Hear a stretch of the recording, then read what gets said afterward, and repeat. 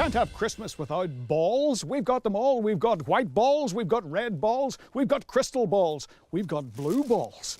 Although oddly enough, these are more difficult to move because nobody wants them. Balls, balls, balls, balls. Hello, Malone. Feherty here from the set of A Very Feherty Christmas 2.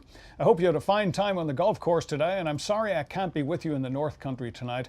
But the good news is that there'll be none of my unwanted flatulence to spoil the ambience of the evening. I just farted, by the way. I know, I smell it. It's pretty bad. Sorry. Yeah, geez, I was going to scrape it off my teeth, actually.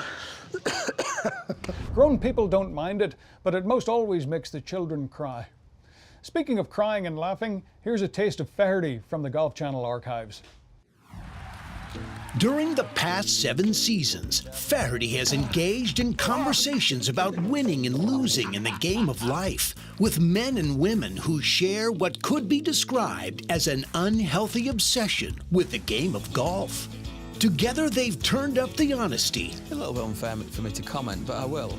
Good. I choked. I gassed it hard. And had fun. Feherty has traveled to the places his guests live and play and welcomed audiences of thousands for live hysteria. He never knows what he's going to ask. Why are you asking me this question? I don't know. I loved you in Driving Miss Daisy and all that, and in The Matrix. What? But... Or what his guests are going to say. I think everybody's an a-hole but me. I mean, you're an a-hole.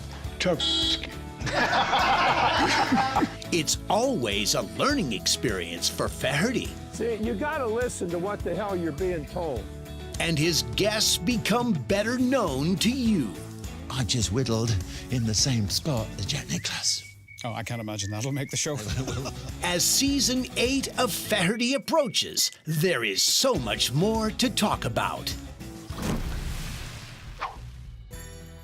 There are many things to criticize about our game. It's expensive, sometimes it gets in its own way with rules that defy imagination, and it can take forever to play.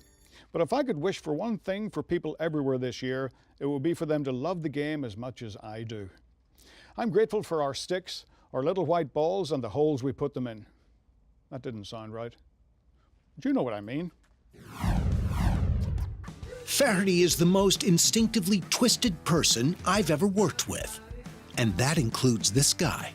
Like Michael Landon, Feherty connects to his audience with an unapologetic authenticity and no filter. Up yours!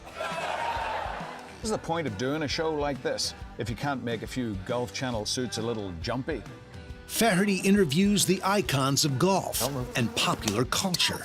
All right, all right, all right. They can't wait to talk to him.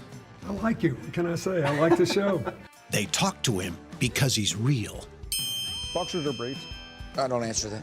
It's a thong, obviously. They like him because he lets them be real. I'll give you $50,000 not to run this. At the center of his life is the game of golf. As a player, he's a 10-time winner and a Ryder Cup loser. He's a writer and a naturalized American patriot.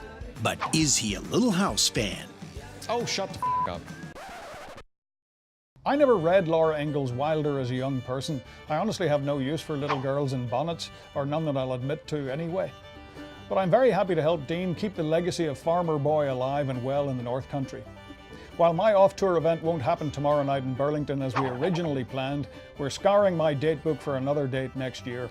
We'll get this done. In the meantime, try not to freeze your asses off this winter. Nothing worse than frozen buns. I'll be headed for the cold myself early in 2018. First, 2 nights of Feherty live from the Super Bowl in Minneapolis in late January, and then I'm off to South Korea for the XX111 Winter Olympic Games in Pyeongchang. That is, if South Korea is still there. I can promise you, curling will never be the same after I'm done calling it. But the bigger game could be taking place across the border in North Korea. What are the odds that I could have an encounter with the world's #1 madman? It's me or Johnny Weir. Just saying. Until we meet again, have a wonderful evening and keep swinging. Feherty out.